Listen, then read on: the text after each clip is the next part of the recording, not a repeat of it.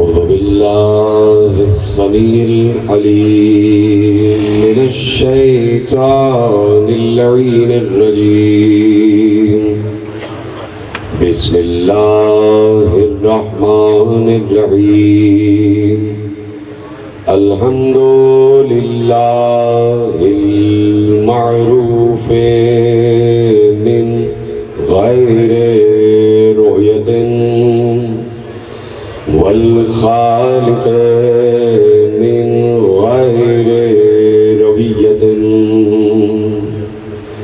الذي لم يزل قائما دائما إذ لا سماء ذات أبراج ولا ليل داج ولا بحر ساج ولا أرض ذات مهاد ولا خلق ذو اعتماد والصلاة والسلام والتحية والإكرام على نبي الرحمة وخازن المغفرة وقائد الخير والبركة ومنقذ العباد من الهلكة سيدنا ومولانا أبي القاسم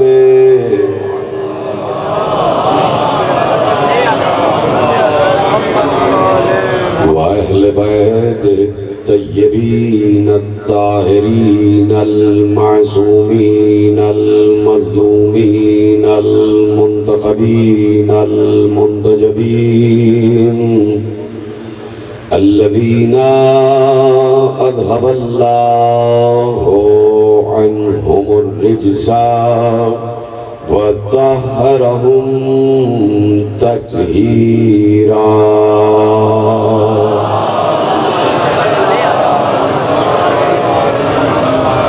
أما بعد فقد قال الله سبحانه وتعالى في محكم كتابه المجيد وفرقانه الحميد وقوله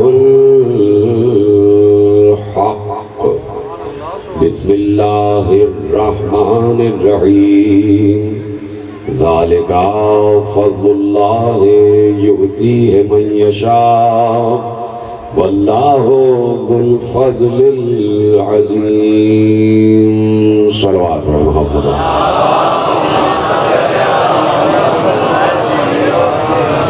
1446 ہجری کے عشرہ ماہ محرم الحرام کی مرکزی امام بارگاہ دھوبی گھاٹ فیصل آباد میں آج ہم چوتھی مجلس میں شریک ہیں. سلسلہ گفتگو وہ ہے کہ وہ عنوان ملائکہ کا بھی عنوان رہا ہے اور آسمانوں پر اور ملائکہ بھی مقامات حیدریہ پر بات کرتے ہیں. جب پیغمبر معراج پر پہنچے ہیں تو جس آسمان پر جو ملک معین تھا، جس فرشتے سے پیغمبر کی ملاقات ہوئی، ہر فرشتے نے پیغمبر پر سلام بھیجا اور سلام بھیجنے کے بعد کہا یہ بتائیے آپ کے بھائی علی کیسے ہیں.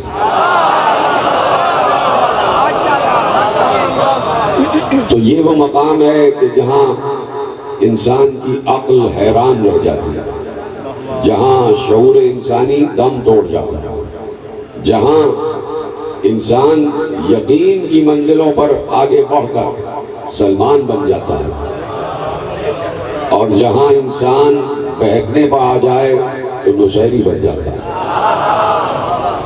تو یہ علی ہے کہ جو متضاد صفات کا مجموعہ ہے. اگر ایسا نہ ہوتا تو سب یہ کہتے کہ علی ہمیں سمجھ میں آ گیا، علی کسی کی سمجھ میں نہیں آئی۔ اور یہ منصوبہ قدرت تھا کہ ایک علی ایسا رکھا جائے،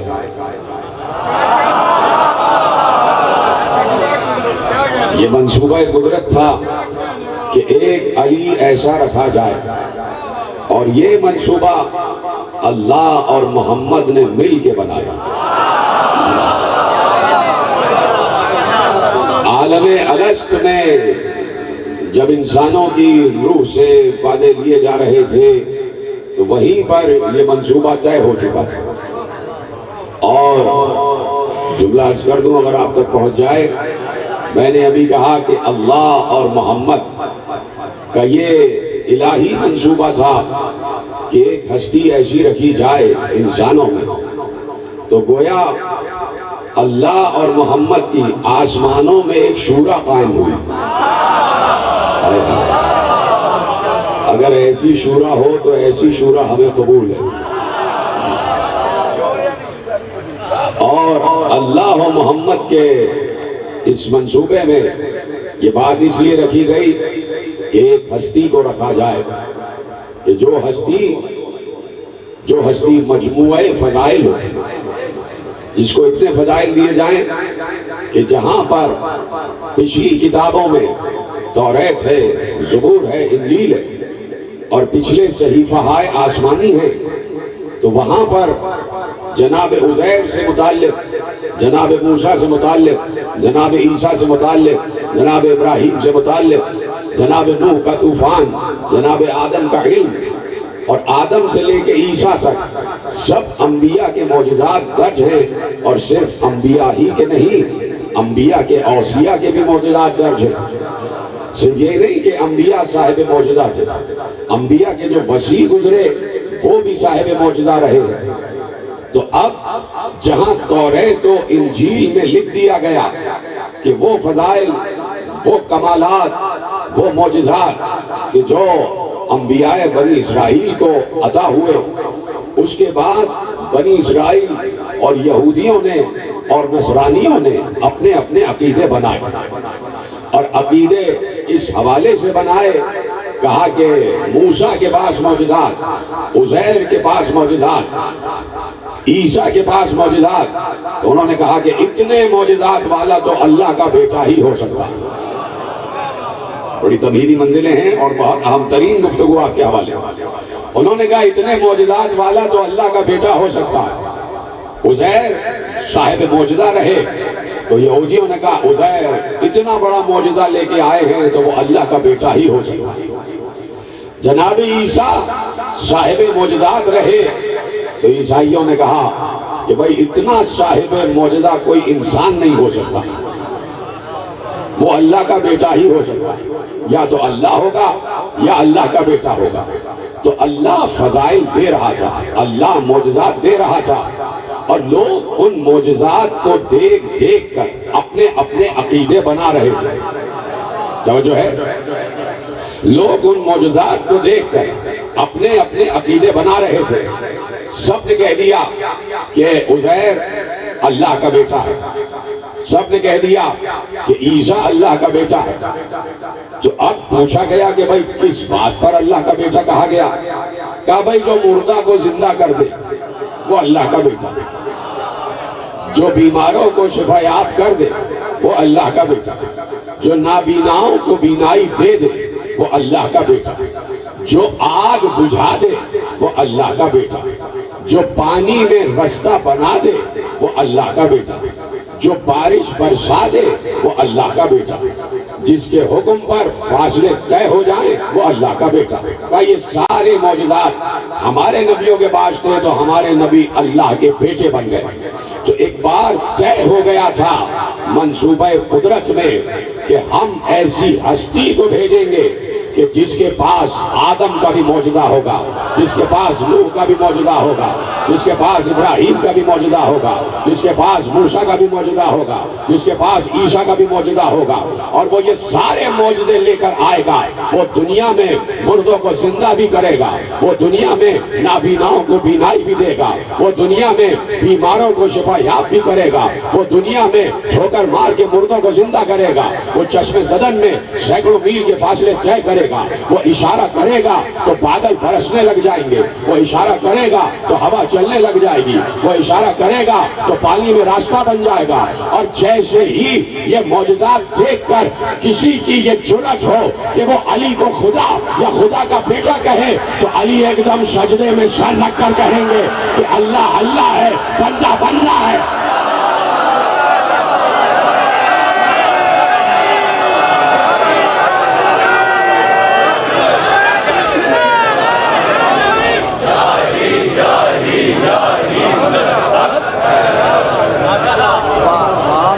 ایک ایسا بندہ بنانا ہے، اور پھر یہ ہے کہ قرآن کو منسوخ نہیں ہونا، قرآن منسوخ نہیں ہوگا۔ توریت و زبور و انجیل منسوخ کر دیے گئے، لیکن قرآن قیامت تک جاری رہے گا، قرآن کو قیامت تک جانا ہے۔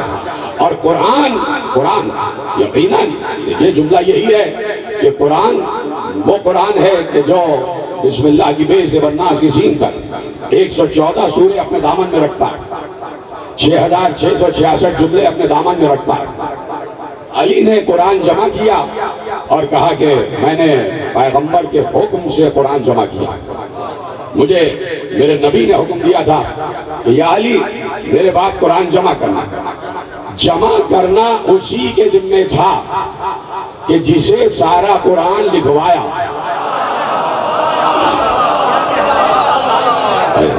جمع کرنا اسی کے ذمہ تھا کہ جسے سارا قرآن لکھوایا، جمع کرنا اسی کا حق تھا کہ جس نے ساری آیتیں اترتے ہوئے دیکھی بھی، سنی بھی اور سونگھی بھی، جس نے ساری آیتیں اترتے ہوئے محسوس کہ جو پیغمبر کے ساتھ غار حرا میں بھی موجود ہے، پہلی وحی سے لے کر آخری وحی تک علی نے ایک دفعہ بھی نبی کا ساتھ چھوڑا نہیں۔ پہلی وحی سے آخری وحی تک ایک لمحے کے لیے علی نے نبی کا ساتھ نہیں چھوڑا۔ تو علی نے کہا یہ میں قرآن لے آیا ہوں، میں نے عہد کر لیا تھا کہ اس وقت تک دوش پر ابا نہیں ڈالوں گا جب تک نبی کا پڑھایا ہوا قرآن جمع نہ کر لوں، اور اب میں نے قرآن جمع کر لیا، یہ لو میں قرآن لے آیا۔ اس میں صرف آیتیں نہیں، آیتوں کی تفسیر بھی ہے، آیتوں کی تعبیر بھی ہے، وجہ تسمیہ بھی ہے، شان نزول بھی ہے، پس منظر بھی ہے، پیش منظر بھی ہے، آیت کے اترنے کی جگہ کا ذکر بھی ہے، مخاطب بھی ہے، مخاطب بھی ہے، آیت کا مخاطب بھی ہے، آیت کا مخاطب بھی ہے۔ پہاڑ پر اتری، میں نے اس میں لکھ دیا ہے۔ کون سی آیت جبل پر اتری، اس میں لکھ دیا ہے۔ کون سی آیت پیغمبر پر اس وقت اتری جب پیغمبر مسلح پر تھے، اس میں لکھ دیا ہے۔ کون سی آیت اس وقت اتری جب رسول سواری پر تھے، لکھ دیا ہے۔ کون سی آیت اس وقت اتری جب رسول جنگ میں تھے، میں نے لکھ دیا۔ جنگ والی تو ساری آیت علی ہی کو معلوم تھی کہ کون سی دوران جنگ اتری، اس لیے کہ علی کبھی جنگ سے تشریف نہیں لے گئے۔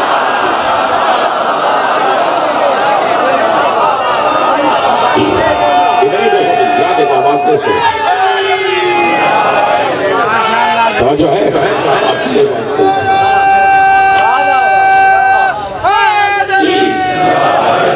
ہے تو ہر آیت جو پیغمبر پر اتر رہی تھی، ہر آیت کا شاہد ہے علی، ہر آیت کا شاہد ہے علی۔ تو علی وہ ہے کہ جسے پیغمبر نے قرآن لکھوایا۔ پتہ نہیں جملہ کیسے پہنچے گا۔ علی وہ ہے کہ جسے پیغمبر نے قرآن لکھوایا۔ کوئی بھی آیت اتر رہی ہے تو علی لکھو، علی لکھتے جا رہے ہیں، علی لکھتے جا رہے ہیں۔ صلح حدیبیہ تو یاد ہے، صلح کا معاہدہ علی نے لکھا، تو جو آیتیں لکھے گا وہی روایتیں بھی لکھے گا.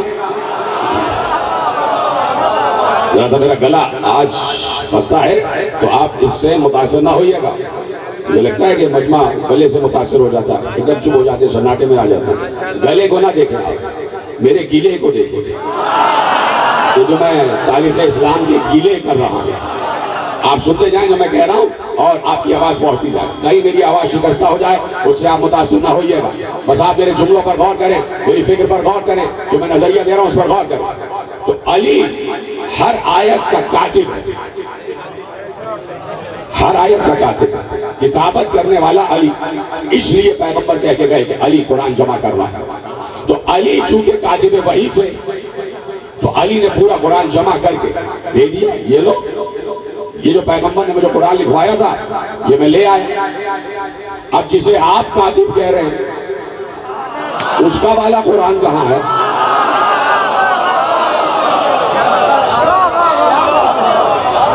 تو بھائی علی قرآن کی ایک ایک آیت کا کاتب, لکھ لیا علی قرآن لیا. یہ قرآن میں نے جمع کیا, اس میں ساری وہی آیتیں ہیں جو پیغمبر پر اتری, نہ کم نہ زیادہ, نہ کم نہ زیادہ. ہاں صرف اس میں یہ ہے کہ اس میں تفسیر بھی موجود ہے, اس میں تعبیر بھی موجود ہے, اس میں شان نزول بھی موجود ہے, اس میں وجہ تسمیہ بھی موجود ہے, اس میں ہر آیت کا مصداق بھی موجود ہے, اس میں ہر آیت کا مخاطب و مخاطب بھی موجود ہے. تفسیر کے ساتھ قرآن لایا کہ ہمیں آپ کا قرآن نہیں چاہیے, ہمیں آپ کا قرآن نہیں چاہیے. علی نے کہا نہیں چاہیے تو جھگڑا نہیں کروں گا. نہیں چاہیے تو قرآن کو واپس جزدان میں رکھا اور لے گئے. کہا کہ نہیں چاہیے تو نہیں چاہیے, لیکن یہ بات طے ہے جب آخری بیٹا آئے گا تو یہ قرآن لے کے آئے گا. جب آخری علی آئے گا تو یہ قرآن سب دیکھو گے. باقی علی نے کوئی جھگڑا نہیں, کوئی اختلاف نہیں. کیوں نہیں کیا اختلاف, کیوں نہیں کیا؟ ڈٹ جاتے کہ نہیں میں رسول کا وصی ہوں. تم سب کو غدیر یاد ہے, تم سب کو غدیر یاد ہے, میں رسول کا وصی ہوں. تم سب نے دیکھا کہ میں آیتیں لکھتا تھا.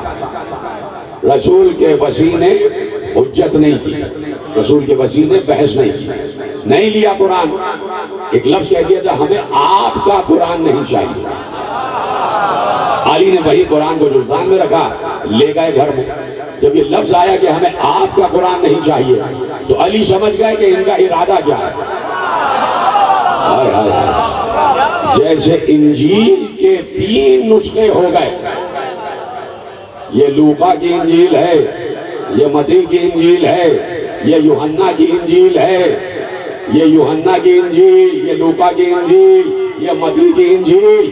علی سمجھ گئے ان کا پلان یہی ہے, اگر میں اس وقت ڈٹ گیا کہ میرا لکھا ہوا قرآن ہی چلے گا تو علی چاہتے تھے کہ قرآن ایک ہی رہے, قیامت تک قرآن میں اختلاف نہ ہو. نہیں تو یہ ہو جائے گا کہ یہ علی کا قرآن ہے, یہ ابو بکر کا قرآن ہے, یہ عمر کا قرآن ہے, یہ عثمان کا قرآن ہے.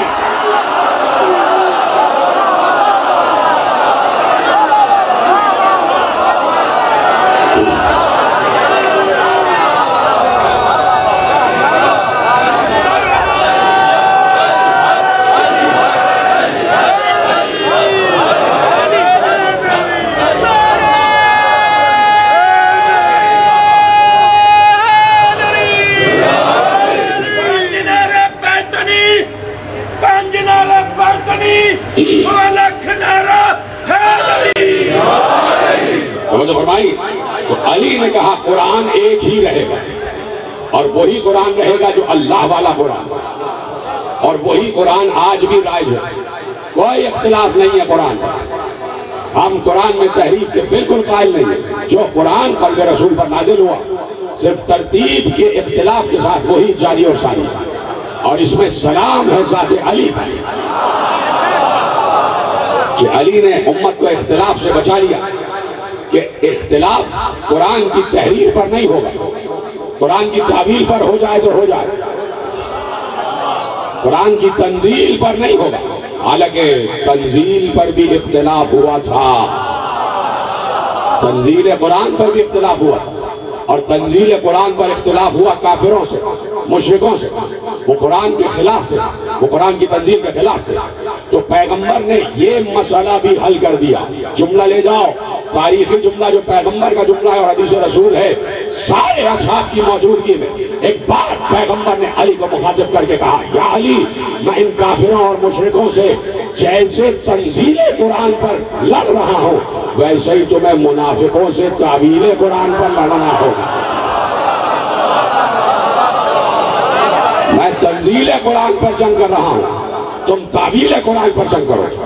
اب جو ہے تو اس لیے صاحب معجزہ بنا کر بھیجا تاکہ عیسائیت کی بھی تردید ہو جائے، تاکہ یہودیت کی بھی تردید ہو جائے، کہیں سے بھی یہ تصور نہ اٹھے کہ کوئی اللہ کا بیٹا ہو سکتا ہے، کوئی اللہ کا بیٹا ہو سکتا ہے۔ ارے علی تو خود اپنے آپ کو اللہ نہیں ہونے دے رہے، علی تو اس کے خلاف ہے کہ کوئی علی کو اللہ مانے، یہ بھی ہمارے عقائد میں سے نہیں ہے۔ نصیری عقیدہ شیعہ عقیدہ نہیں، نصیری عقیدہ شیعہ عقیدہ نہیں ہے، صوفی عقیدہ شیعہ عقیدہ نہیں ہے۔ یہ جہاں پر بھی آپ دیکھیں کہ نام شیعیت پر، نام حسینیت پر بے تکی باتیں آپ کو نظر آ جائیں تو ہر چیز کو شیعیت میں آپ نفی نہ کریں۔ شیعیت جسے کہتے ہیں وہ علویت ہے، وہ محمدیت ہے، بڑی ستھری اور صاف ہے، بڑی نکھری ہوئی ہے شیعیت۔ شیعہ ہونا کوئی معمولی بات نہیں ہے۔ شیعہ کہتے ہی اسے ہیں، شیعہ کہتے ہی اسے ہیں کہ جن میں کا اول ابراہیم تھا۔ ان من شیعته الی ابراہیم، قرآن میں سورہ 7 میں کہہ دیا کہ ابراہیم شیعوں میں سے تھا۔ تو شیعہ ہونا بہت بڑی بات ہے۔ الٹے سیدھے عقائد جب دیکھتے ہیں تو عالم اسلام ہنسنے لگ جاتا ہے، یہ بھی شیعت ہے، یہ بھی شیعت ہے۔ شیعت اس چیز کا نام نہیں ہے۔ کہیں آپ نے دیکھ لیا بڑے بڑے لمبے لمبے بال اچھل کود کر رہے ہیں، دھمال ڈالا ہوا ہے، اے شیعہ۔ شیعت وہ ہے کہ جو آپ اس وقت دیکھ رہے ہیں۔ شیعت نام ہے، نام ہے اصول علم کا، شیعت نام ہے تشہیر علم کا، شیعت نام ہے اتحاد بین الامت کا، شیعیت نام ہے رد افتراق کا، شیعیت نام ہے حسینیت کا۔ مختلف عقائد ہوتے رہے، پیغمبر نے کہہ دیا تھا میری امت 73 فرقوں میں تقسیم ہو جائے گی، تو فرقے بنتے ہیں اور بگڑتے ہیں، لیکن شیعہ اور شیعیت فرقہ نہیں ہے۔ شیعیت ایک دین ہے، اور شیعیت کا مطلب یہ ہے کہ ہم محمد کے شیعہ ہیں۔ شیعہ کا مطلب ہوتا ہے ساتھ چلنے والا، ساتھ چلنے والا۔ اب جو بھی محمد رسول اللہ کہہ رہا ہے وہ شیعہ ہے،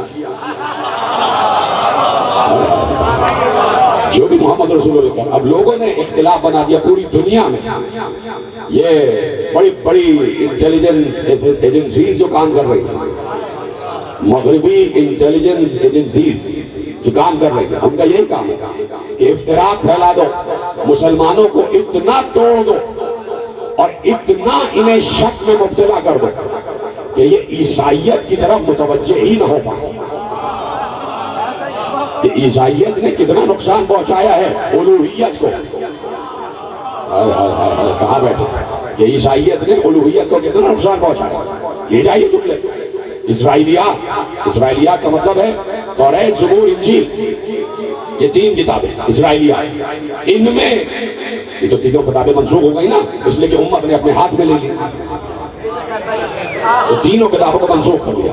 اب اس میں کیا کیا خرافات، وہ خرافات جو اسرائیلیات میں لکھے ہوئے ہیں، ان میں سے ایک یہ ہے کہ جناب عیسیٰ، میرے پاس الفاظ نہیں ہے کون سے الفاظ میں انتخاب کروں کہ تقدس نبی برقرار رہ جائے، نبی کا تقدس برقرار رہ جائے، کہ لکھا ہے اسرائیلیات میں کہ جناب عیسیٰ ایک ایسی عورت کے پاس سر پر تیل لگوانے گئے کہ جو بازاری تھی۔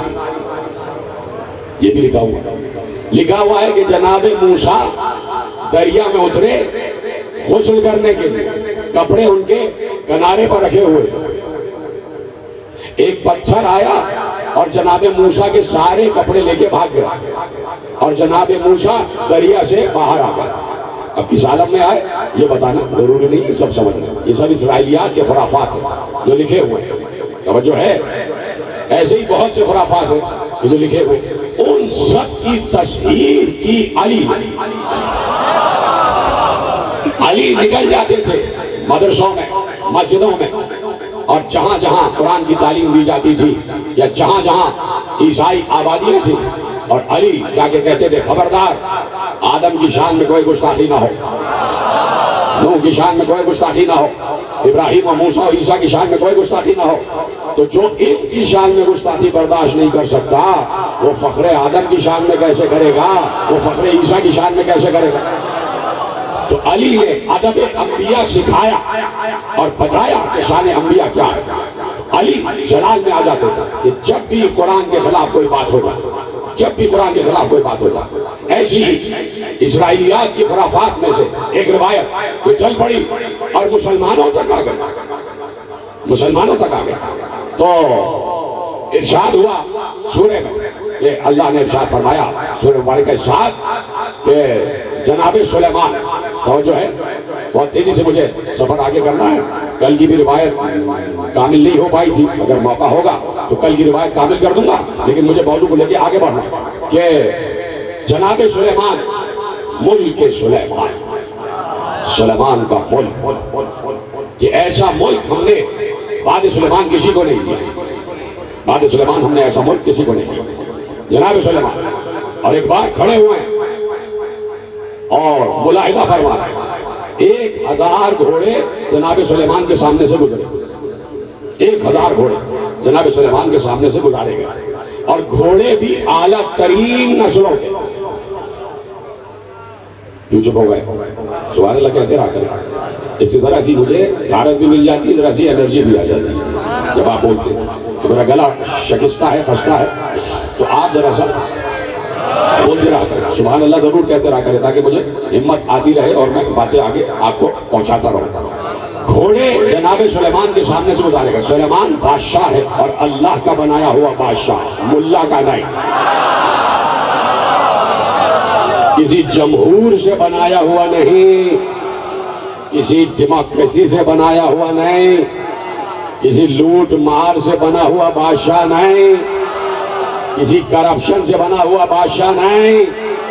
یہ کرپشن والوں کو یہ پتہ نہیں ہے کہ یہ جو ہم نے کمایا یہ ہمارا نہیں ہے. کیا لطف کیا آتا ہوگا، مزہ کیا آتا ہوگا دوسرے کے پیسے پر عیش کرنا.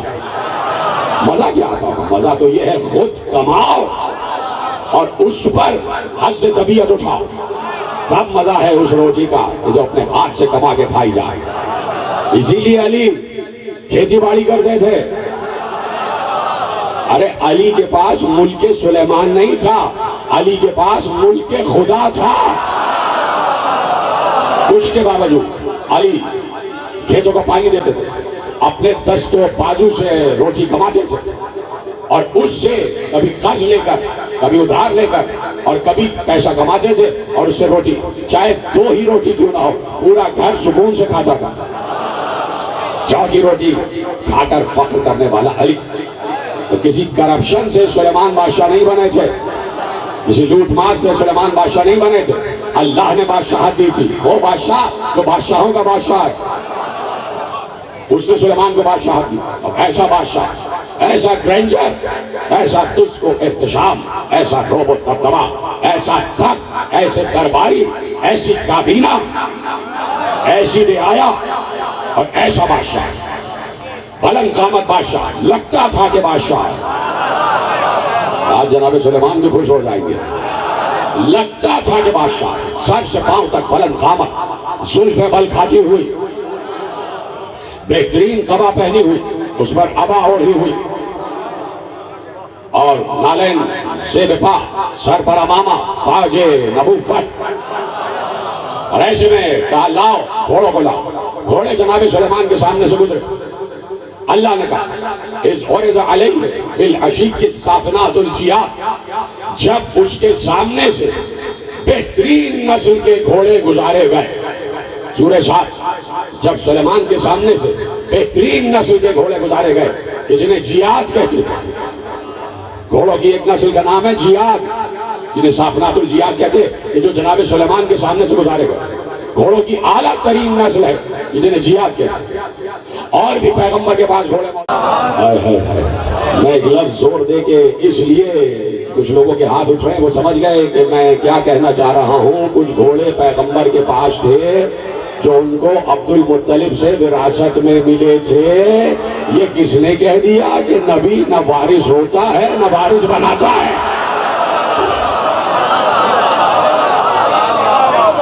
جناب عبد المطلب سے وراثت میں ملے تھے.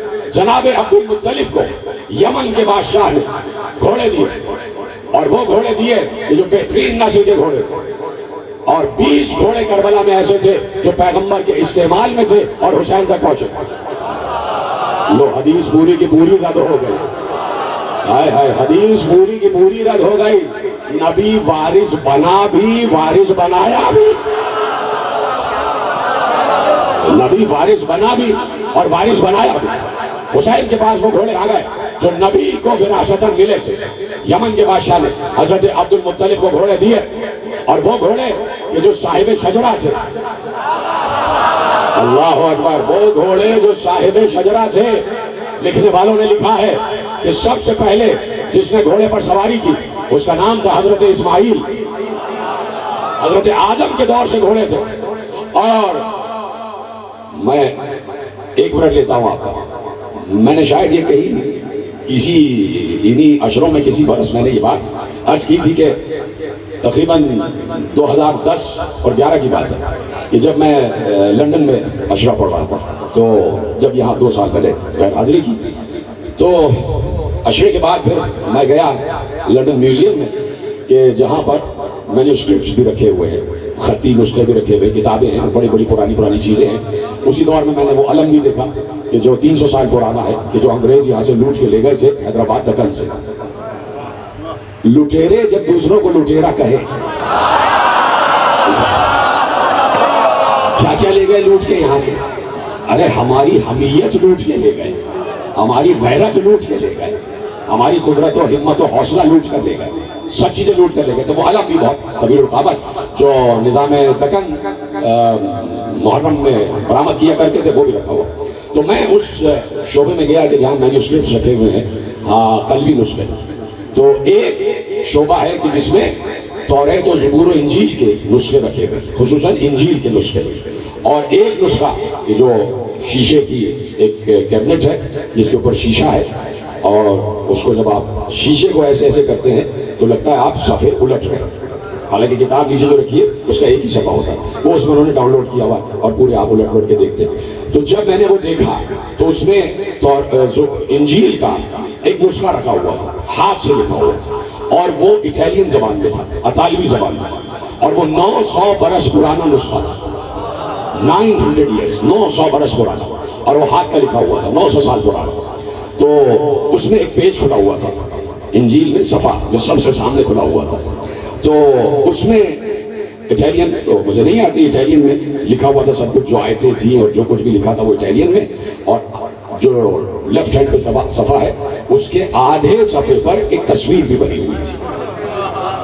یعنی جو انجیلیں اس وقت لکھی گئی ان میں تصاویر بھی شامل کی گئی کہ کس طرح کون سا منظر پیش آیا.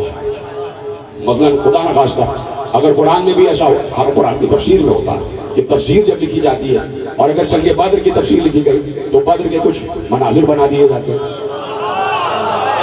احد کے کچھ مناظر بنا دیے جاتے ہیں، ہے نا. تفسیر قرآن میں تو ایسا نہیں ہے، اور نہ ہو سکتا ہے اور نہ ہم ہونے دیں گے کہ قرآن کے نسخے میں کوئی تصویر نہیں آ سکتی جب قرآن 14 تصویریں محفوظ کیے ہوئے ہے.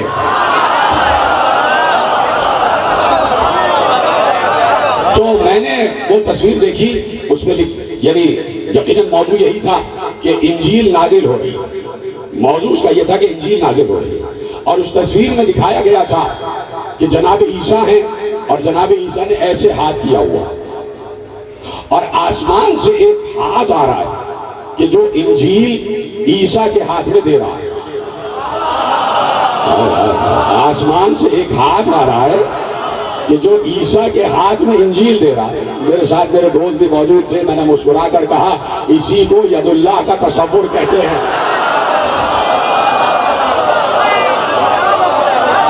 تو آسمان سے ایک ہاتھ. تو اب وہ ہاتھ ذہن میں رہے, ہاتھ ذہن میں رہے. جو اسرائیلیات ہیں ان میں یہ لکھا ہوا ہے کہ اللہ نے جب گھوڑے کو خلق کرنے کا ارادہ کیا, یہ انجیل میں لکھا ہوا ہے. انجیل کے ایک سفر کی آیت آپ کے حوالے کرتا ہوں. ایک چیپٹر ہے جس میں لکھا ہے کہ اللہ نے جب گھوڑے کو خلق کرنے کا ارادہ کیا تو اللہ نے ہوا سے کہا آ جا. اللہ نے ہوا سے کہا آ جا, میرے سامنے حاضر ہو جا. ہوا حاضر ہوئی. اللہ نے اپنے ہاتھ کی مٹھی میں ہوا کو لیا. جو سمجھ گئے ان کو سلام ہے, جو نہیں سمجھے ان کے لیے دعا. بھائی یہ انجیل ہے, ہمارا عقیدہ نہیں ہے. کہ اللہ نے اپنے ہاتھ کی مٹھی میں ہوا کو لیا, اور جب ہوا کو لیا تو اس ہوا سے کہا کن, ہو جا. تو وہ ہوا گھوڑا بن گئی. ہوا گھوڑے میں تبدیل ہو گئی. اس لیے گھوڑے کی جو تخلیق ہوئی ہے, اس تخلیق کی پہلی مخلوق کا نام ہے راہ. اسی راہ سے ہے ریاح. ریاح کا مطلب ہے ہوائیں.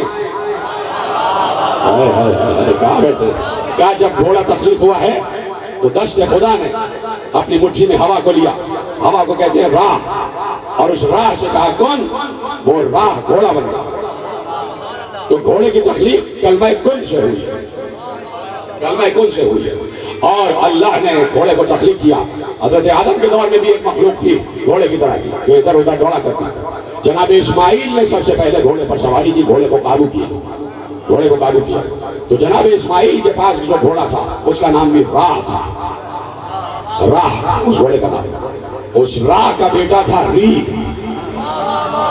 اس ری کے بچے کا نام تھا میمون. اس میمون کے بچے کا نام تھا موج.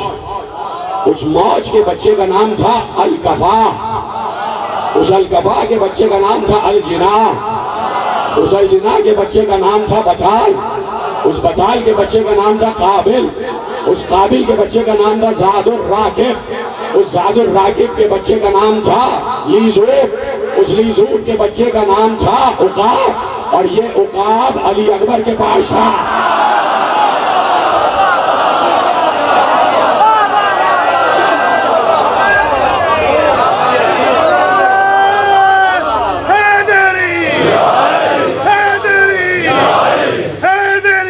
پورے گھوڑے کے شجرے محفوظ. پیغمبر کے پاس وہ گھوڑے آئے جن کے شجرے بھی اچھے تھے. ارے جب پیغمبر کی سواریاں اچھے شجروں کی ہیں تو دوش کے سوار کو شجرہ کیا ہوگا. پیغمبر تو شجرے والی سواریاں پسند کرتے تھے, بغیر شجرے کی تو سواری بھی پسند نہیں کرتے تھے. بغیر شجرے کی تو سواری بھی پسند نہیں کرتے تھے. میرے ساتویں امام سے ایک شخص منہ در منہ ہو گیا. اس کا نام تھا نقیع انصاری. نقیع وہ والا نہیں, نون قاف یہ عین, عین پہ ختم ہو رہا ہے. نقیع انصاری اپنا پیغمبر کا وارث. ساتواں امام دربار سے باہر آئے تو یہ جل گیا. یہ دربار میں گئے تھے, ان کو اتنی عزت مل گئی اور مجھے کوئی عزت نہیں ملتی. تو اس نے کہا کہ آپ کون ہیں, آپ کون ہیں, آپ کا نام کیا. کہا کہ میں اتنا جانتا ہوں کہ میرا شجرہ تو بہت عظیم ہے, میرا شجرہ تو بہت اعلیٰ ہے. کیا نام تھا اس کا, نقیع انصاری. نقیع انصاری. تو پیغمبر کے بیٹے نے, ساتھ بیٹے نے کہا میرا شجرہ تو بہت اعلیٰ ہے. میں اتنا جانتا ہوں کہ جب تمہارے آبا و اجداد جنگ بدر میں آئے تھے تو کافروں نے بھی تمہارے شجرے کو تسلیم نہیں کیا تھا, اور پیغمبر سے کہا تھا اے محمد ہمارے برابر کا کوئی بھیجو. اے محمد ہمارے برابر کا کوئی بھیجو. تو پیغمبر شجروں والے گھوڑے رکھتے تھے, اور پیغمبر کے پاس شجروں والی سواریاں موجود تھی. گھوڑوں سے بہت محبت کرتے تھے. باہر آتے تھے, گھوڑوں کے ماتھے پر پیار کیا کرتے تھے، ہاتھ سے سہلایا کرتے تھے، گھوڑوں کی گردن بھی سہلایا کرتے تھے، گھوڑوں کی ٹانگیں بھی سہلایا کرتے تھے، گھوڑوں کو پانی پلایا کرتے تھے، اور کہتے تھے کہ جو اچھے گھوڑے کی خدمت کرے گا ہر دانے پر اس کو ثواب ملے گا، ہر پانی کے گھونٹ پر گھوڑا رکھنے والے کو ثواب ملے گا۔ یہ مختلف سیاستہ کی کتابوں میں روایتیں لکھی ہیں، اور سیاستہ میں ایک کتاب میں یہ روایت بھی لکھی ہے کہ پیغمبر نے کہا کہ جب اللہ نے گھوڑے کو خلق کیا تو اللہ نے کہا میں نے اے فرس، میں نے تیرے پیشانی کے مقدر میں، تیری پیشانی کے مقدر میں خیر و برکت لکھ دی ہے میرے ساتھ یا نہیں؟ موضوع آج اپنے بالکل قریبی منزل میں داخل ہو رہا ہے، جس کے لیے میں زحمت دے رہا ہوں آپ کو۔ یہ موضوع شاید آج سے شروع ہو جائے، ابھی 4 دن تک تو تبلیغ تھی، موضوع آج سے شروع ہو رہا ہے۔ کہا کہ گھوڑے کی پیشانی میں خیر و برکت رکھ دی ہے، کہا کہ حدیث آ گئی کہ پیغمبر نے کہا کہ جو گھوڑا اسلامی جہاد میں جہاد کرنے کے لیے پالا جائے ایسا گھوڑا اور گھوڑا رکھنے والا بھی خوشبخت ہوتا ہے، اور اللہ اس کو اجر دیتا ہے، باعث ثواب ہوتا ہے۔ اور اگر کوئی رعونت اور کبر و غرور اور دوسروں کو متاثر کرنے کے لیے گھوڑا رکھے تو وہی گھوڑا اس کے لیے وبال جان بن جاتا ہے۔ کہا گھوڑا رکھا جائے تو نیک مقاصد کے لیے رکھا جائے، بات کہہ دی میں نے، گھوڑا رکھا جائے تو نیک مقاصد کے لیے رکھا جائے۔ پیغمبر کے پاس گھوڑے تھے اور پیغمبر نے گھوڑوں کی پہچان بتائی، کہا دیکھو 2 گھوڑے کی قسمیں ایسی ہیں جو مسعود ہیں، نیک بخت، اور 2 گھوڑوں کی قسمیں ایسی ہیں جو منحوس ہیں۔ کہا منحوس گھوڑے گھر میں نہ رکھنا، جو منحوس گھوڑوں کو نہیں پسند کرتا وہ منحوس انسانوں کو کیا پسند کرے؟ کہا منحوس گھوڑے اپنے پاس نہ رکھنا، یہ انسان کے لیے باعث وبال بن جاتے ہیں، انسان پر نحوست آ جاتی ہے۔ ہر گھوڑا باعث برکت نہیں ہوتا، ہر گھوڑا باعث برکت نہیں ہوتا۔ معذرت چاہتا ہوں، اس کی گرمی بہت ہو رہی ہے، مجھے اندازہ ہے، لیکن میں چاہتا ہوں کہ بس اپنے وقت میں گفتگو کو کامل کر دوں۔ ہے میرے ساتھ سارے کے سارے؟ کل بھی ذرا زیادہ وقت ہو گیا تھا، لیکن چونکہ موضوع ایسا ہے کہ چاہتا ہوں کہ چیزیں جلدی جلدی آپ تک پہنچ جائیں۔ تو کہا کہ 2 گھوڑوں کی قسمیں مسعود اور 2 گھوڑوں کی قسمیں منحوس ہیں۔ جو گھوڑے مسعود ہیں ان کو پیغمبر نے نام دیا، ایک کا نام ہے کمیت اور ایک کا نام ہے اشتر۔ کہ یہ 2 قسمیں مسعود گھوڑے، بڑے حسین گھوڑے، بڑے اچھے گھوڑے، جو اپنے رکھنے والے مالک کے لیے بھی سعادت مند ہو جاتے ہیں، خیر و برکت کا ذریعہ بن جاتے ہیں۔ کہ کمیت اور اشتر کی پہچان یہ ہے کہ کمیت و اشتر ایسے ہوتے ہیں کہ ان کے چاروں ہاتھ پاؤں وہ سفید رنگ کے ہوتے ہیں، جو سم کے نزدیک جو ایریا ہوتا ہے وہ چاروں سم سفید ہوتے ہیں، اور اس کی پیشانی پر سفید ٹیکا ہوتا ہے۔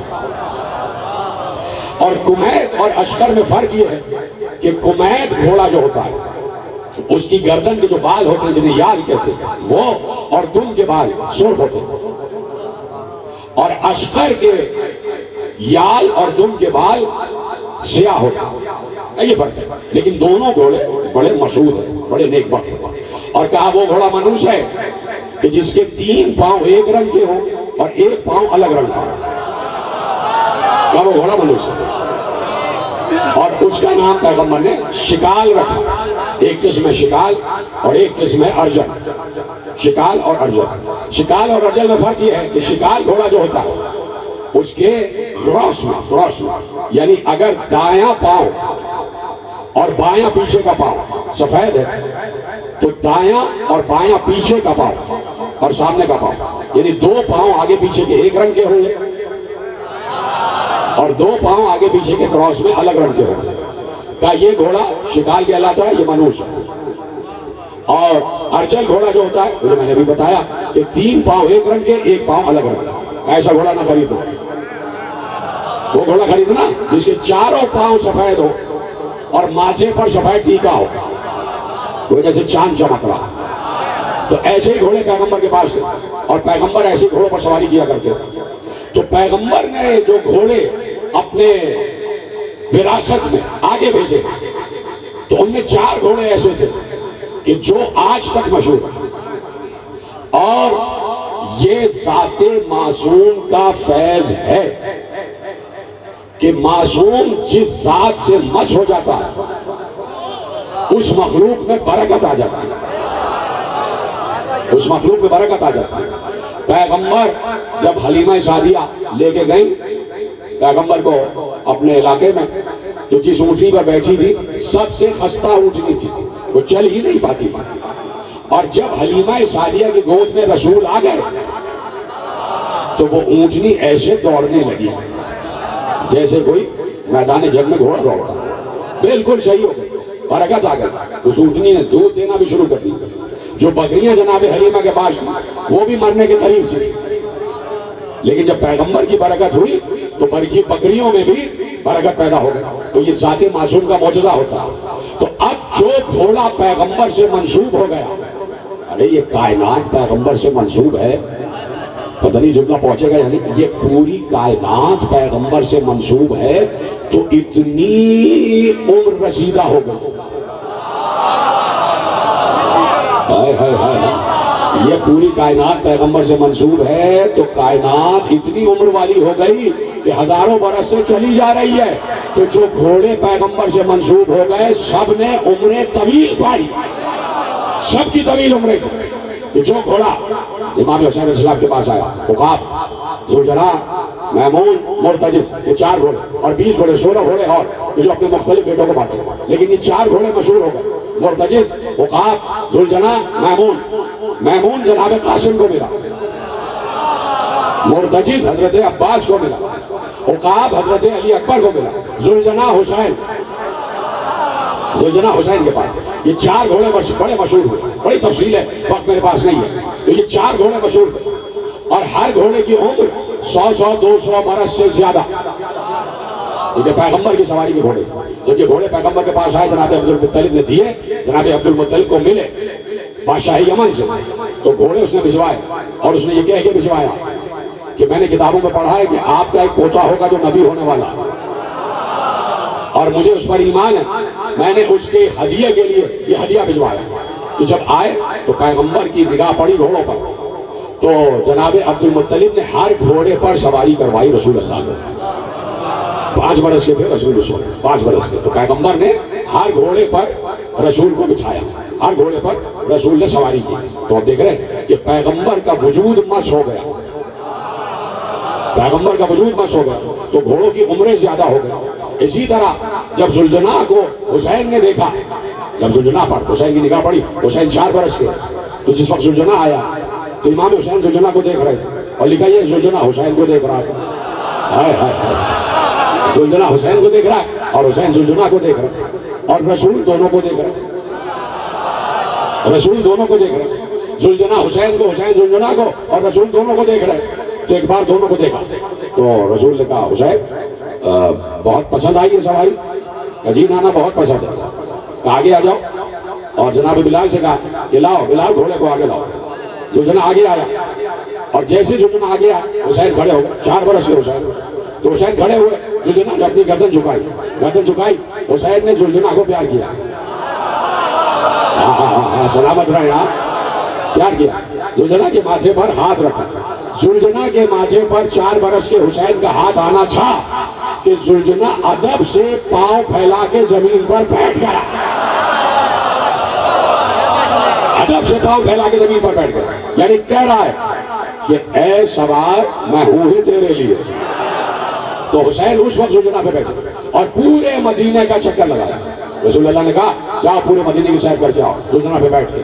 تو یہ گھوڑے پیغمبر کے پاس رہے۔ ایک پیغمبر کے پاس ایک سواری تھی کہ جسے آپ خچر کہتے ہیں، اور وہ دراز گوش کہلاتا ہے، جس کے کان لمبے ہوتے ہیں، جسے خچر کہتے ہیں۔ وہ بھی بھیجا تھا بادشاہ حبش رسول اللہ کو، اور وہ پیغمبر نے علی کو دیا۔ اور پیغمبر جب جنگ خیبر میں جا رہے تھے تو علی کو پیغمبر نے اسی خچر پر سوار کروایا، اور علی اسی خچر پر سوار ہو کر خیبر کے قلعے کو فتح کرنے گیا۔ تو ابھی تک تو میں خچر کہہ رہا ہوں، لیکن ایک بار جیسے ہی پیغمبر نے دیکھا علی بیٹھے اور علی نے ایڑ لگائی اور یہ دوڑا۔ اب اب چونکہ علی جیسا وزنی بیٹھا ہوا تو یہ دوڑا اور چاہتا ہے، علی کے اشارے کو سمجھ رہا ہے نا، علی چاہتے ہیں کہ جلدی سے خیبر کے دروازے پر پہنچ جائے، تو جلدی سے جانے کے لیے اس نے جست لگائی، اور جب جست لگائی تو آگے اور پیچھے کے پاؤں پھیلے، جب پھیلے تو شکم زمین پر لگا، تو جس سواری کے شکم زمین پر لگ جائے اسے دل دل کہتے ہیں۔ تو پیغمبر نے نام دیا یہ دل دل ہے۔ تو پیغمبر نے اپنے حسین ترین سواریاں، حسین ترین سواروں کو بخش دی، حسین ترین سواریاں، حسین ترین سواروں کو بخش دی۔ پیغمبر کو معلوم ہوا، آواز آ گئی، سب ہو رہی تقریر لیکن میرے ساتھ رہنا، آواز آ گئی، اے نبی، وہ فلاں مشرکین مدینے سے اتنی مسافت کے راستے پر ڈیرا ڈالے بیٹھے اور ان کا ارادہ ہے کہ مدینے پر حملہ کریں، لیکن ہم چاہتے ہیں کہ اس سے پہلے کہ یہ مدینے میں آئے آپ مدینے سے نکلیں اور وہیں ان کو روکیں۔ پیغمبر نے لشکر تیار کیا، لشکر تیار کیا اور کہا آپ جائیے لشکر کو لے کر اور بغیر جنگ کیے واپس نہیں آنا ہے۔ ایک صاحب گئے وہاں سے انہوں نے پوچھا کون، یہاں سے انہوں نے بتایا ہم کون، انہوں نے کہا آپ سے تو جنگ ہی نہیں کرنا، جنگ تو ہماری مصطفیٰ سے ہے۔ واپس آ گئے، کیا ہوا؟ کہا یہ ہوا، کہا کہ ہم نے کہا تھا کہ جنگ کیے بغیر واپس نہ آنا، جاؤ تم جاؤ۔ وہ گئے، ان کی بھی رشتہ داری، وہ بھی واپس آ گئے۔ کہا کیا ہوا؟ کہا یہ ہوا۔ کہا علی کہاں؟ علی کہاں؟ علی آئے، یا رسول اللہ۔ کہا علی جاؤ ذوالجناح پر بیٹھ کر جاؤ اور بغیر فتح کیے واپس نہ آنا، بغیر فتح کیے واپس نہ آنا۔ علی گھوڑے پہ بیٹھے، گھوڑے کو ایڑ لگائے، گھوڑے کا تیز دوڑانا شروع کیا۔ علی نے پلٹ کے نہیں دیکھا کہ لشکر آ رہا یا نہیں،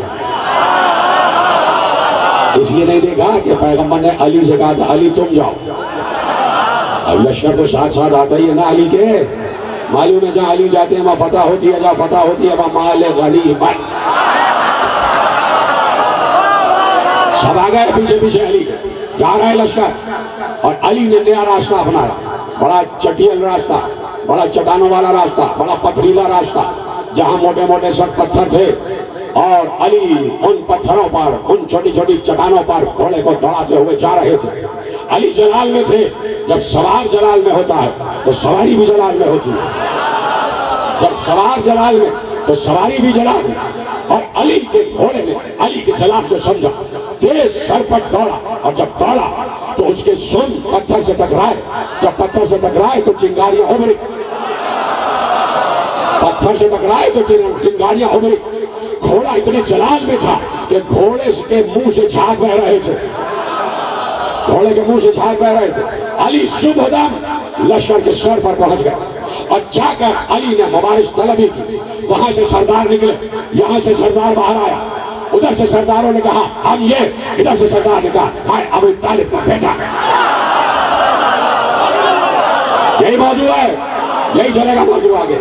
کہا میں ابو طالب کا بیٹا، کہا ہاں ہماری تم سے ہی جنگ ہے، تمہیں مارا تو ہم نے گویا رسول کو مار لیا، تم نے بڑے بڑے سرما کو مارا ہے بدر و احد میں، آج تم ہمارے سامنے آئے ہو۔ 11 سردار مل کر آئے، ادھر سے علی، ادھر سے 11 کا لشکر پیچھے پیچھے، 11 سردار اس ظام میں تھے، اس غرور میں تھے، اس کبر میں تھے، اس نخوت میں تھے، اس تکبر میں تھے کہ ہم گھیر کے علی کو ایک ہی بار میں قتل کر دیں گے۔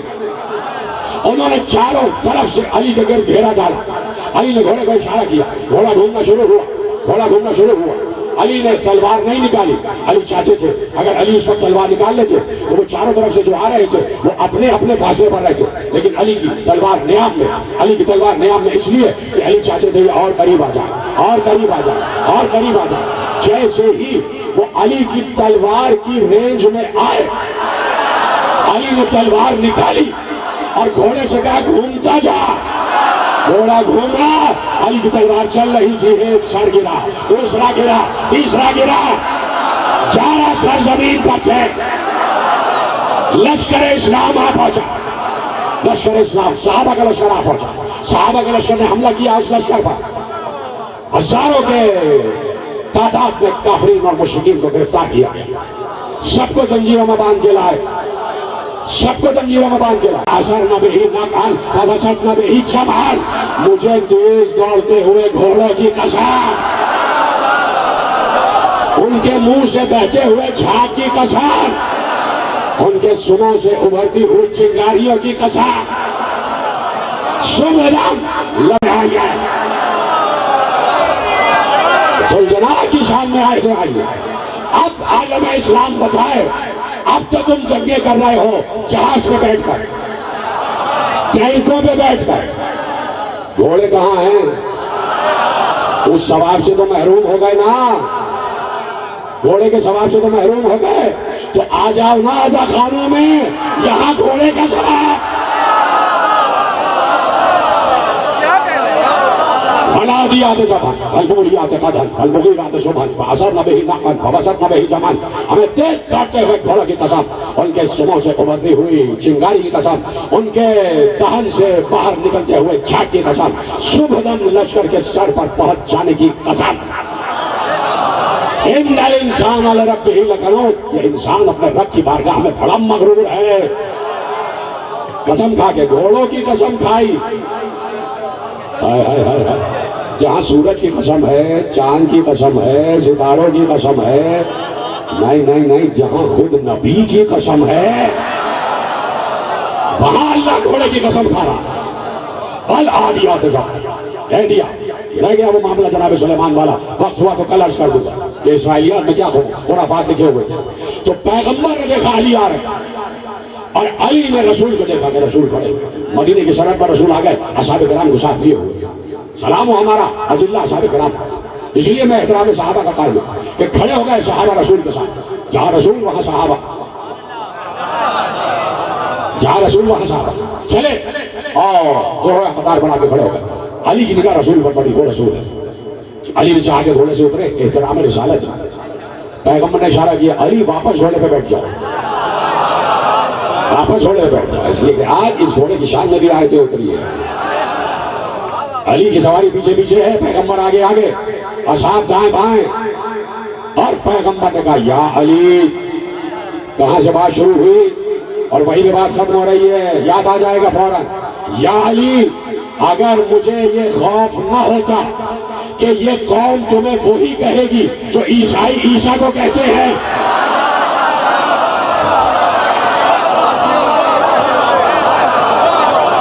تو میں تمہارے بہت فضائل بیان کرتا کہ یہ سب تمہارے قدموں کی خاک اٹھا اٹھا کر اپنی آنکھوں سے لگا رہے ہو۔ یہ علی کہ جس نے فضائل کے سمندر کتابوں میں لکھوا دیا، اور اس علی کا ایک جاباز سپاہی ہے جس کا نام ہے مسلم، علی سے سیکھے ہیں انہوں نے جنگ عباس میں، مسلم میں حسن و حسین، محمد حنفیہ، عبداللہ ابن جعفر، عون ابن جعفر، یہ سب علی کے شاگرد، شیر بے شہ شجاعت، میدان جنگ کے ایسے سوار کہ دیکھ لیں تو انسانوں کو موت یاد آ جائے، ایسے سے بات۔ کل میں نے عرض کیا کہ مسلم دارالامارہ کی چھت پر سلامت رہائے کہنے والا، میں اس کے لیے فیصل آباد کے مجمع کا اقرار کرتا ہوں کہ آپ ایک بات کو سمجھتے ہیں، اور آپ نے یہ حق ادا کیا ہے کہ جیسے ہی میں مصائب کا پہلا جملہ کہتا ہوں آپ ہائے ضرور کہتے ہیں، یہ آپ کا خاصہ بی بی سیدہ کی چادر کے سائے میں رہو سب، تمہیں کوئی غم نہ ہو سوائے غم حسین کے، تمہارے رزق و روزگار اور روزی میں مسلسل برکت ہو، تم میں سے اگر کوئی بے اولاد ہے صدقہ علی اکبر کا اس کی گود اولاد سے ہری ہو جائے، تم میں سے اگر کسی کے پاس گھر نہیں ہے، چھت نہیں ہے، آل محمد کے گھروں کے صدقے سے تم سب کو گھر عطا ہو، تمہارے پاس اگر سواری نہیں ہے بہترین سواری عطا ہو، تمہارے گھر میں خدا نخواستہ اگر فاقہ ہے تمہارا گھر غذا سے سیر ہو جائے، تمہاری نسلوں کو برکت ہو۔ میں دیکھتا ہوں نا کہ کس طریقے سے رو رہے ہوتے ہو، کیا کروں میں بھی زین العابدین کی اولاد ہوں، اسی زین العابدین کی اولاد جس میں کربلا برپا ہوتے ہوئے دیکھیے، اس نے دیکھا ہے کہ کربلا میں کیا ہوا، اور جو اتنا مجبور کر دیا گیا کہ باپ کی نصرت نہ کر سکا، اس لیے کہ امامت کو اسے لے کے آگے بڑھنا تھا، اور حسین نے کہہ دیا تھا بیٹا تمہارا جہاد تو مجھ سے بھی بڑا ہے، تمہیں تو مجھ سے بھی بڑی جنگ لڑنا ہے، میں تو جنگ لڑ رہا ہوں ذبح ہو جاؤں، لیکن تمہیں تو بے ردا قافلے کو لے کے آگے بڑھنا ہے، تمہیں تو میرا پیغام پوری گلی میں پہنچانا ہے، پوری گلی گلی تک پہنچانا ہے، پورے شہروں تک، پوری دنیا تک پہنچانا ہے۔ تو میں دیکھتا ہوں نا کہ کیسے رو رہے ہیں، تو اندر سے رو رہا ہوتا ہوں، میں دیکھتا ہوں نوجوان رو رہے ہیں، آنکھوں سے آنسو بہ رہے ہیں۔ خدا تمہیں ہر بلا اور آفت ناگہانی سے محفوظ رکھے، خدا اس شہر کو بھی پرامن رکھے، شیعہ سنی میں ہمیشہ اتحاد رہے۔ میرے عزیزوں یہ کربلا سب سے بڑا اتحاد کا سمبل ہے، سب سے بڑا اتحاد کا استعارہ ہے کہ حسین اور مسلم دارالعمارہ کی چھت پر ہے، چھت سے دیکھا کہ نیچے بازار سجا ہوا ہے، مسلم کے ہاتھ بندھے ہوئے تھے اور مسلم کے پورے جسم سے خون بہ رہا تھا۔ مسلم نے جلاد سے کہا رک جا، میں ذرا ان کوفے والوں سے کچھ بات کرنا چاہتا ہوں۔ دارالعمارہ کی چھت اس سے بھی اونچی اور اس پر مسلم کو بٹھایا گیا تھا، اور جب نیچے دیکھا تو مسلم کی نظر میں پورا بازار کوفہ تھا، پورا بازار۔ مسلم نے دیکھا بڑی چہل پہل ہے، بڑی چہل پہل ہے، لوگ عیدیں منا رہے ہیں۔ تو مسلم نے یہی کہا اے اہل کوفہ کل عید مناؤ گے؟ عید قربان ہے، 10 ذی الحجہ ہے، عید مناؤ گے؟ بڑی تیاریاں کر رہے ہو، بچوں کے نئے کپڑے خرید رہے ہو، تمہاری گودیوں میں ننھے ننھے بچے ہیں، بس یہ خیال کرنا کہ میرے ساتھ بھی 2 بچے آئے تھے، وہ راستے میں مجھ سے بچھڑ گئے ہیں، کوئی پائے تو انہیں مدینے کا راستہ بتا دے، ان کو ان کی ماں تک پہنچا دینا۔ مسلم نے یہ وصیت کی تھی کوفے والوں کو، لیکن کوفے والوں نے کیا کیا یہ تو تمہیں پتا ہی ہے کہ مسلم کے بچے چھوٹے چھوٹے جو بابا کے ساتھ مدینے سے مکے سے چلے کوفے تک آ گئے۔ مسلم کو معلوم ہے کہ کیا ہونے والا، ایک گھر میں بچوں کو بچھا دیا، عانی بن عروہ کے گھر کے بالکل برابر ایک گھر، وہاں بچوں کو امانتاً رکھ دیا۔ مسلم جنگ میں مصروف ہو گئے، بچوں کو کیا پتا کہ باہر کیا ہو رہا ہے، بچوں کو کیا معلوم کہ بابا ذبح کر دیے گئے، بچوں کو کیا معلوم کہ بابا کا تن اقدس کوفے کی گلیوں میں گھسیٹا جا رہا ہے۔ اجرکم اللہ، مسلم کا جسم بے سر جسم کوفے کی گلیوں میں گھسیٹا جا رہا تھا، بچے پتھر مار رہے تھے، بچے پتھر مار رہے تھے اور رسیوں میں باندھ کر مسلم کے جسم کو کوفے کی گلیوں میں گھسیٹا جا رہا تھا۔ بچے سہمے ہوئے بیٹھے ہیں، نہ معلوم بابا کا کیا عالم ہے، اب تک بابا ہمیں لینے نہیں آئے، قید ہو گئے بچے۔ تو وہی کوفہ تھا، وہی مسلم کے بچے سراسیمہ پریشان حزن و ملال میں، خوف کی کیفیت میں ایک درخت پر جا کے بیٹھ گئے، نیچے تالاب بہ رہا تھا، کنیز آئی پانی بھرنے کے لیے، اس نے محسوس کیا درخت پہ کوئی بیٹھا ہے، اب جو آنکھ اٹھا کر دیکھا 2 پھول سے بچے بیٹھے ہوئے تھے، کنیز کو رحم آیا کہ نیچے آ جاؤ، گر جاؤ گے چوٹ لگ جائے گی، بچوں نیچے آ جاؤ۔ بچے نیچے آئے، ایک بار بچوں سے پوچھا کون ہو، کہا کچھ کہے گی تو نہیں، ظلم تو نہیں کرے گی، بچے ہیں اور آل محمد کے بچے کبھی جھوٹ نہیں بولتے، کہا ہم مسلم کے بچے ہیں، سفیر حسین۔ کنیز ایک دم حیران ہوئی، کہا میری مالکہ تو آل محمد کی چاہنے والی ہے، چلو مومنہ ہے وہ، میری مخدومہ مومنہ ہے، انہیں پا کر بہت خوش ہوگی۔ بچے آ گئے، اپنی مالکہ سے تعارف کرائے، ابھی بھی یہ دونوں مسلم کے بچے ہیں، ایک کا نام محمد ہے، ایک کا نام ابراہیم ہے، ابھی 2 ننھے ننھے تابوت برآمد ہوں گے، ایک تابوت میں محمد لکھا ہوگا، ایک میں ابراہیم لکھا ہوگا، جو جا چکے ہیں وہ مسیب تک پہنچ جائیں، وہ جو شہر ہے مسیب کہ جہاں دونوں بچوں کے روزے بنے ہوئے ہیں، دور سے روزے میں گنبد نظر آتے ہیں، سفید رنگ کے چاندی کی طرح چمکتے ہوئے گنبد، ان 2 گنبدوں کے نیچے 2 تربتیں ہیں، چھوٹی چھوٹی سی قبریں، جس میں مسلم کے چھوٹے چھوٹے سے بچے آج بھی فریاد کر رہے ہیں، آج بھی ہم اپنے ماں باپ سے دور ہی ہیں، آج بھی ماں باپ سے دور ہیں۔ بچوں کو جیسے ہی مومنہ نے دیکھا ایک بار پیار کر کے کہتی ہے شہزادو مجھے یہ نہیں لگ رہا کہ میرے گھر مسلم کے بچے آئے ہیں، مجھے تو لگ رہا ہے میرے گھر فاطمہ کے بیٹے آئے ہیں، میرے گھر حسن اور حسین آ گئے۔ مومنہ نے بڑی خدمت کی، بچوں کو نہلایا دھلایا، کپڑے پہنا دیے، کھانا کھلا کے حجرے میں لٹا دیا۔ بچوں نے نماز پڑھی، حجرے میں لیٹ گئے، سوئے، اٹھے۔ ایک بار دونوں رونے لگے۔ جب رو رہے تھے اور باتیں کر رہے تھے، ایسے میں اس مومنہ کا داماد حارث داخل ہوا۔ اس نے حجرے سے رونے کی آواز سنی۔ اس نے اپنی ساس سے پوچھا کون ہے؟ کہا کوئی نہیں ہے۔ تو چونکہ نشے میں ہے تو تجھے ایسے ہی آوازیں آ رہی ہیں؟ کہا نہیں، مجھے آواز آ رہی ہے۔ تیزی سے دوڑتا ہوا حجرے کا دروازہ کھولا، ٹٹولتا ہوا آگے بڑھا۔ تاریخ تھا نا حجرہ، ٹٹولتا ہوا آگے بڑھا۔ دونوں شہزادوں کے سروں پر ہاتھ پڑا، گردنوں تک ہاتھ آیا۔ گردن پکڑ کر کہتا ہے کون ہو تم دونوں؟ کہا رسول کا واسطہ، ہمیں کچھ کہے گا تو نہیں؟ کہا رسول کا واسطہ۔ کہا سیدہ کا واسطہ ہے، علی کا واسطہ ہے؟ کہا ہاں۔ میں تمہیں کچھ نہیں کہوں گا، بتاؤ تم کون ہو؟ بچوں نے اسی قسم پر اعتماد کیا۔ کہا سن، ہم سفیر حسین کے بیٹے ہیں، ہم محمد ابراہیم ہیں، ہم مسلم کے بیٹے ہیں۔ جیسے ہی اس نے سنا کہا لگا کر کہتا ہے 3 دن سے تمہاری تلاش میں تھا، مجھے 2000 درہم چاہیے، حاکم سے ہدیہ چاہیے، اور میری سواری بھی تمہاری تلاش میں مر چکی ہے، تو میں تمہیں چھوڑوں گا نہیں۔ ایک بار دونوں بچوں کو باہر لایا، صحن میں لایا، لیکن روایت نے لکھا ہے لایا کیسے؟ دونوں کو بالوں سے پکڑ کر گھسیٹتا ہوا لایا، گھسیٹتا ہوا لایا۔ صحن کے بیچ میں ایک ستون سے دونوں بچوں کو باندھ دیا، اور رات بھر کبھی محمد کے رخسار پر تماچا، کبھی ابراہیم کے رخسار پر تماچا۔ ہر تماچے پر بچے کہتے تھے ہائے زہرا، اے اماں، اے بابا۔ ہر تماچے پر بچے ماں اور باپ کو یاد کرتے تھے، ہر تماچے پر بچے زہرا و علی کو یاد کرتے تھے۔ صبح ہوئی، بچوں کو لے کر چلا، ہاتھوں میں ذبح کروں گا، انعام زیادہ ملے گا۔ دونوں بچے سہل کے بیٹھ گئے، دریا کے کنارے لایا، ایک بار محمد کو لٹایا۔ ابراہیم کہتا ہے کہ میرے سامنے میرے بھائی کو ذبح نہ کر۔ ختم کر دوں کیا تقریر؟ تو آخری جملے ہیں، میں نے تم سے کہا کہ تمہیں زہرا دعائیں دیتی ہوں گی، کیسے گریا کرتے ہو؟ میں دیکھ رہا ہوں چاروں طرف گریا کن چہرے مجھے نظر آ رہے ہیں۔ خدا تمہیں چادر زہرا کے سائے میں رکھے۔ ابراہیم نے بڑے بھائی کے گلے پر گلا رکھ دیا کہ اے ظالم، میرے سامنے میرے بھائی کو ذبح نہ کر۔ اس نے ابراہیم کو دور پھینکا، بھائی کو دکھا کر بھائی کا گلا کاٹا گیا۔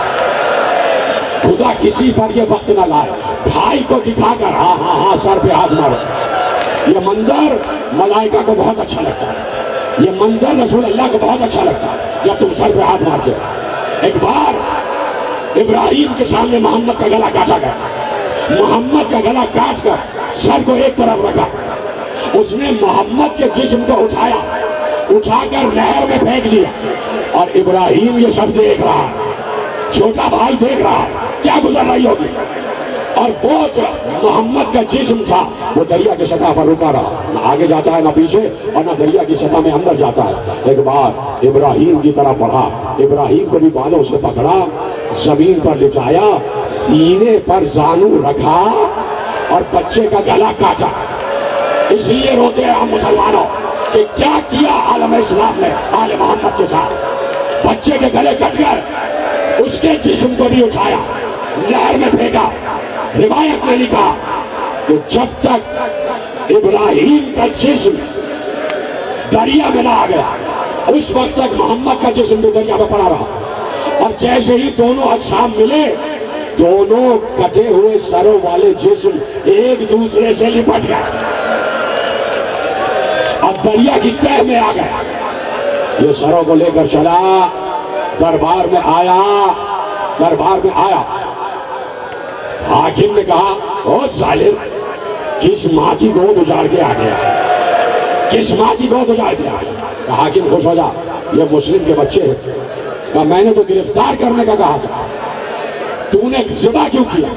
میں انہیں زندہ چاہتا تھا، میں نے کہا تھا جو گرفتار کر کے لائے گا اسے میں انعام دوں گا، نہیں تو نے میرے حکم کی خلاف ورزی کی۔